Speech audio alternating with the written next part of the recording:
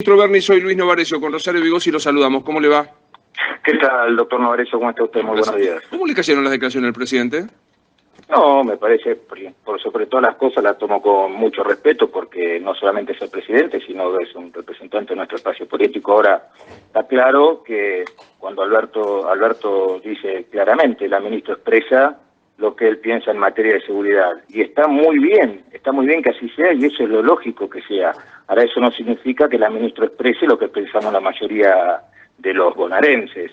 La verdad es que aquellos que venimos del campo de la ciencia no creemos en el pensamiento ni único ni en el pensamiento binario, como una metodología de construcción política, mucho menos cuando a la hora que tenemos que sentarnos a pensar, diseñar y planificar políticas públicas, ¿no? Sobre todo, Néstor Kirchner siempre nos enseñó que nadie es dueño de la verdad absoluta y que cuanto más profunda sea la discusión, siempre que sea en un marco respeto, nos acercamos más a la verdad. Todos sabemos, ninguna posición es buena o mala en sí mismo, sino hay que contextualizarla, ¿no? Perdón que me ahogué. Me quedo pensando en esto que decía, toma con mucho respeto, Sabina Federic expresa lo que dice el presidente, ahora, ¿la mayoría de los argentinos no piensa como la ministra? No, yo digo que que la mayoría, que la ministra no expresa necesariamente lo que pensamos la mayoría de los bonaerenses. Ahora, eso está bien, le vuelvo a repetir, ¿eso está bien o mal? No está ni bien ni mal, no existen. Yo soy aquellos, mire, yo todos los días trato de ser coherente entre lo que pienso y digo, y no solamente eso, sino entre lo que digo y hago.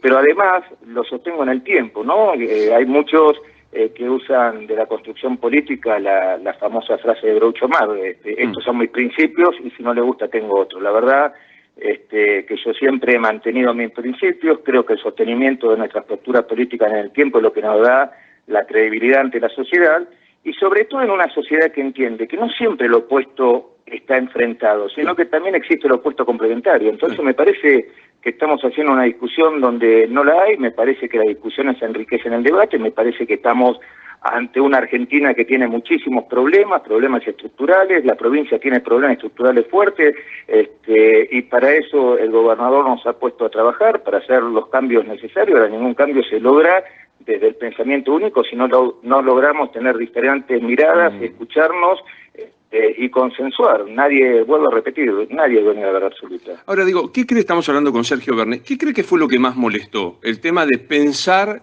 en estudiar la legalización de las drogas, el tema de la aportación de armas o, por ejemplo, el tema de las taser? ¿Qué cree que fue lo que más molestó? No, la verdad que no sé si molestó o no molestó, pero le vuelvo a repetir.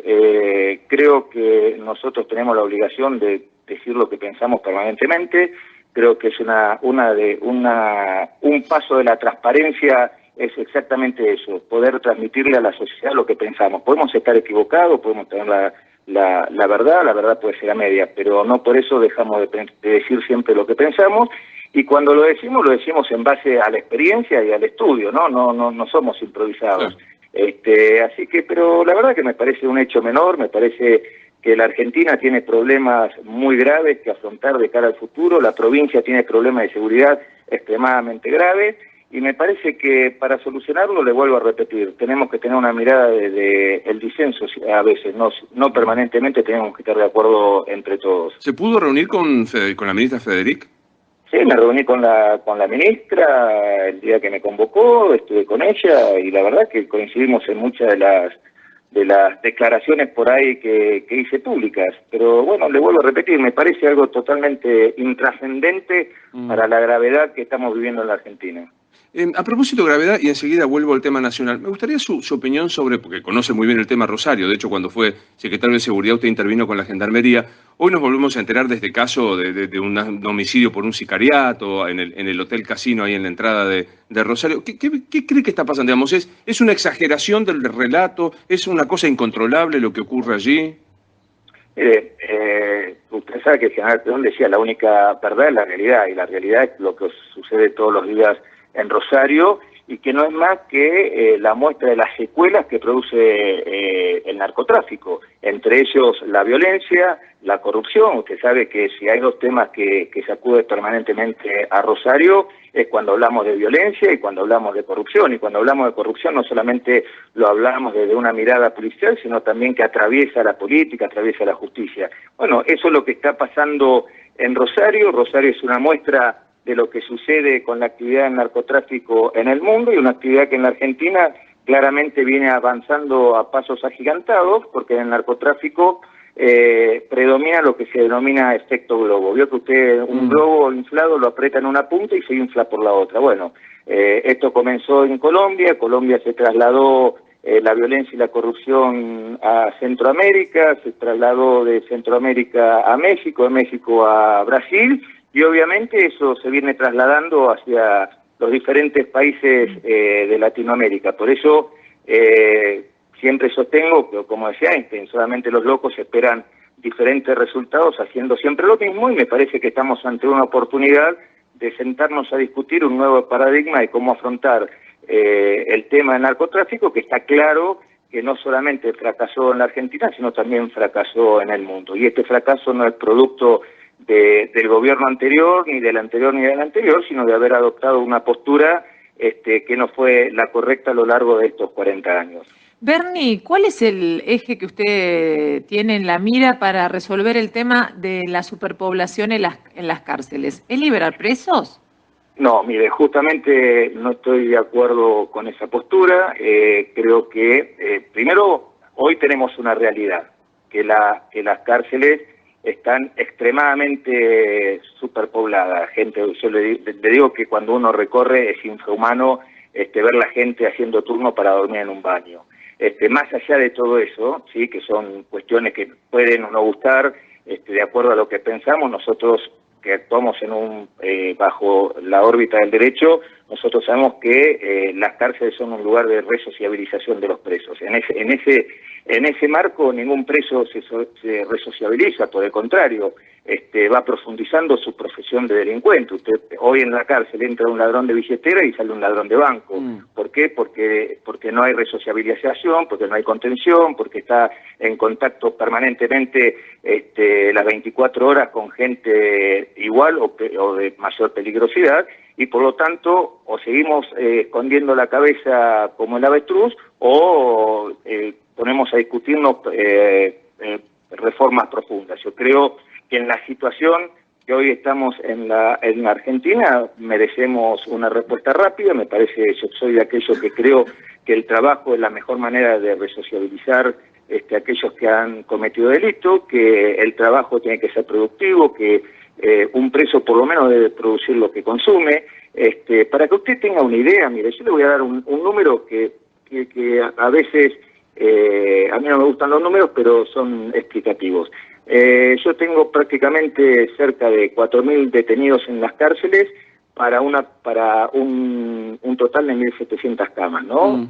Eso a mí me cuesta sostenerlo, a los bonaerenses nos cuesta sostenerlo 300 millones de pesos al año, que es lo mismo que me cuesta profesionalizar a una camada de la policía de la Bucetich. Entonces, me parece que a la hora de que aquellos que tenemos la responsabilidad de administrar el dinero de la provincia, tenemos que ser coherentes a la hora de proponer diferentes medidas, y me parece que la productividad de los presos es una buena medida para acelerar, porque en muchos países se mantiene el famoso 1 por 1, 2 por 1, 2 años de trabajo de verdad, trabajo productivo, haciendo haciendo escuelas, haciendo hospitales, haciendo vías de ferrocarril, haciendo pavimento en las calles, y en esa medida, mientras van trabajando de esa manera, el Estado ingresa con educación. Usted sabe que el principal pilar de la resociabilización es la educación, eso no se discute en ningún lugar del mundo.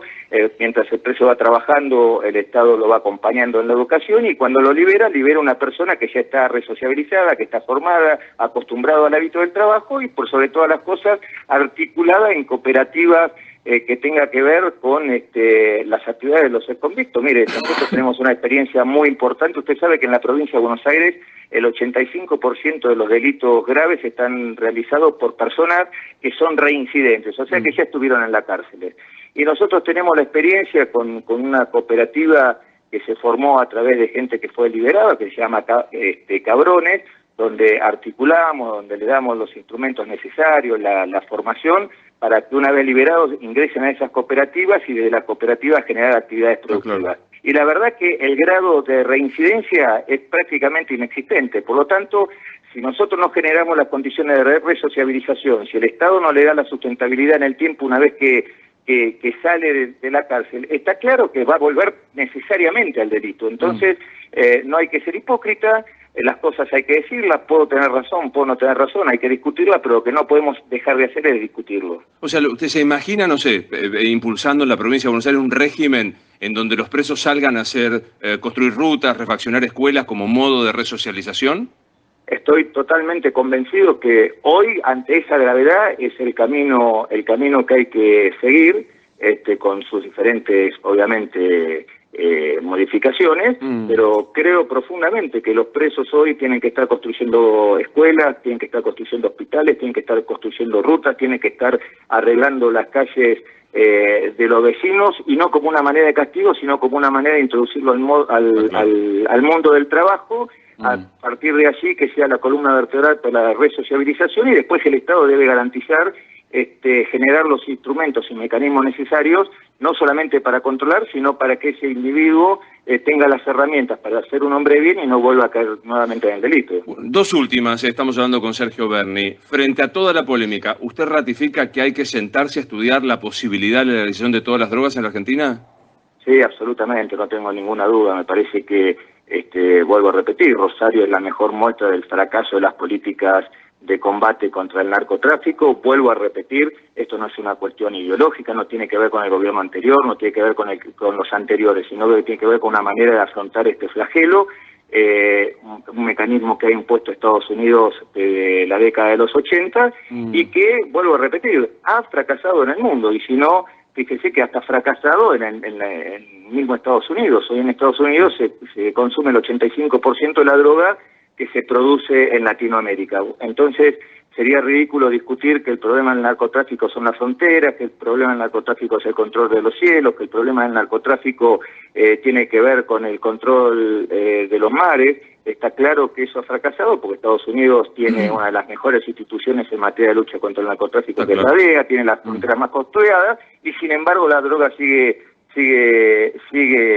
ingresando. Ahora, ¿sabe lo que pasa? Estados Unidos le ingresa la droga, pero los muertos, lamentablemente, los pone Latinoamérica, los pone Rosario, los pone la provincia de Buenos Aires. Entonces tenemos que tener una mirada totalmente distinta para abordar un tema que es extremadamente preocupante, porque si hay algo que acompaña al delito es la violencia, y si hay algo que genera violencia, que es un factor, es una máquina de producir violencia, es